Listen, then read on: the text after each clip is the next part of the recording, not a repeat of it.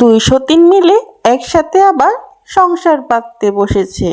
203ই তাদের স্বামীর কাছে সমান অধিকার চায়, আর তাদের স্বামীর কাছে তাদের দাবি যে সন্তান জন্ম দিলে দুজনকে একসাথেই জন্ম দিতে হবে।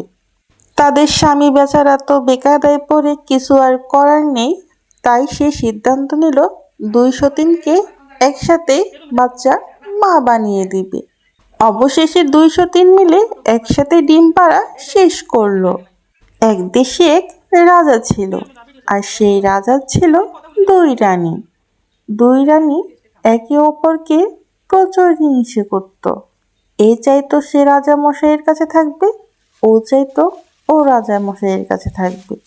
অবশেষে 2 রানীর ঝগড়া দেখে রাজা মশাই বলল, ঠিক আছে, তোমাদের দুজনকে আমি সমানভাবে সমান অধিকারী দিলাম।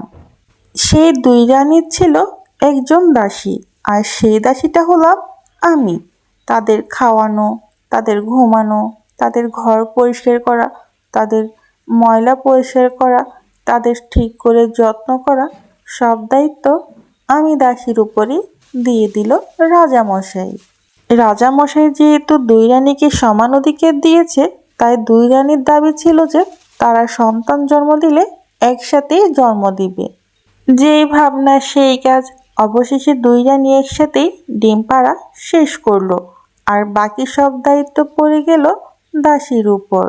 দাসীর যেহেতু দায়িত্ব 2 রানীর সেবা যত্ন করা, তাই দাসীর কাজ হচ্ছে এখন 2 রানীর ডিমকে সুন্দর করে গুছিয়ে রাখা।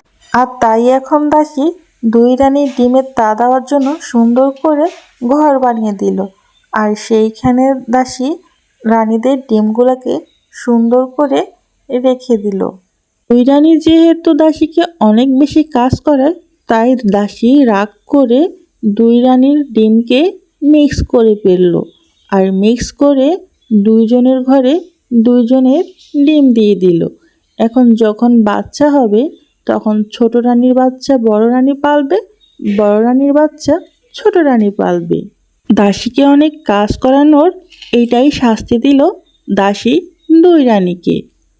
2 রানী কিছু বুঝতেই পারবে না, তারা নীরবেই শাস্তি ভোগ করে যাবে, আর দাসী তা দেখে মনে মনে অনেক শান্তি উপভোগ করবে। অবশেষে ছোট রানীকে একটা ঝুড়িতে বসিয়ে দিয়ে সুন্দর করে ডিমগুলো দিয়ে দিলাম।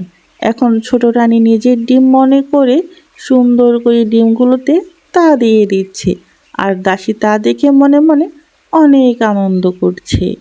ছোট রানী তো কোনোভাবে বুঝতেই পারতেছে না তার ডিমের সাথে বড় রানীর ডিমও আছে, আর এইখানে বড় রানীকেও দিয়ে দিলাম।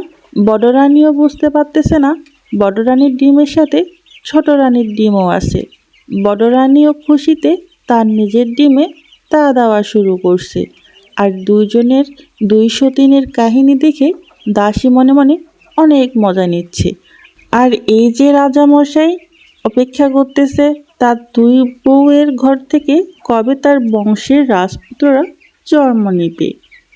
আর এইখানে দাসীর কিছু ছানাপোনা আছে, যারা হচ্ছে কি 2 রানী আর রাজামশাইয়ের খাওয়ার শেষে যেইটুকু এঁটো খাওয়ার থাকে, সেইটুকু দাসীর এই ছানাপোনাগুলা চেটেপুটে খেয়ে শেষ করে ফেলে, আর দাসীর অন্য কোনো খাবার আনতে হয় না।